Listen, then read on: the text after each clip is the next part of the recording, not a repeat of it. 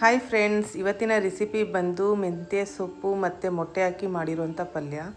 ಇದಕ್ಕೆ ಬೇಕಾಗಿರುವಂಥ ಇಂಗ್ರೀಡಿಯೆಂಟ್ಸ್: ಮೊಟ್ಟೆ 4, ಈರುಳ್ಳಿ 2, ಹಸಿಮೆಣಸಿನ್ಕಾಯಿ ಒಂದು 4ರಿಂದ 5 ಮತ್ತು ಮೆಂತ್ಯ ಸೊಪ್ಪು, ಕೊತ್ತಂಬರಿ ಸೊಪ್ಪು.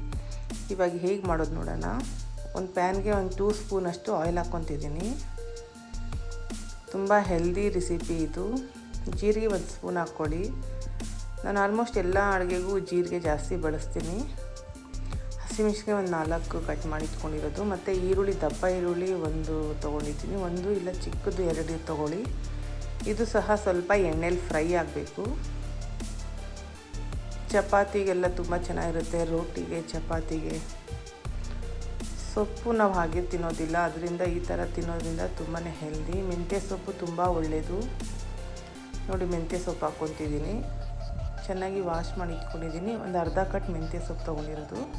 ಸ್ವಲ್ಪ ಕೊತ್ತಂಬರಿ ಸೊಪ್ಪು ತೊಗೊಂಡಿದ್ದೀನಿ, ಅದು ಸಹ ಎಣ್ಣೆಲಿ ಈ ಥರ ಫ್ರೈ ಮಾಡ್ಕೋಬೇಕು. ಒಂದು ಸ್ವಲ್ಪ ಸಾಲ್ಟ್ ಹಾಕ್ಕೊಳ್ಳಿ. ಈ ಥರ ಒಂದು ಸ್ವಲ್ಪ ಲೈಟಾಗಿ ಈ ಥರ ಫ್ರೈ ಮಾಡ್ಕೊಳ್ಳಿ.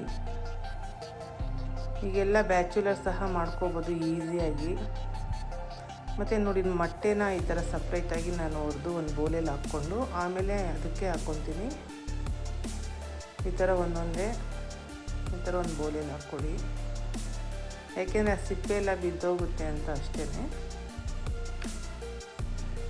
ತುಂಬಾ ಚೆನ್ನಾಗಿರುತ್ತೆ ಇದು, ಚಪಾತಿಗೆ ಟೇಸ್ಟಾಗಿರುತ್ತೆ. ಒಂದ್ಸತಿ ಟ್ರೈ ಮಾಡಿ ಫ್ರೆಂಡ್ಸ್.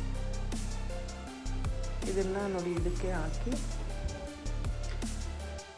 ಸ್ವಲ್ಪ ಬಿಸಿ ಆಗಬೇಕು.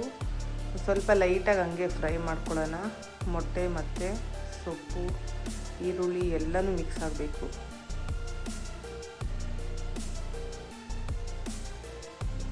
ಹೀಗೆ ಸ್ವಲ್ಪ ಮಿಕ್ಸ್ ಮಾಡಿ.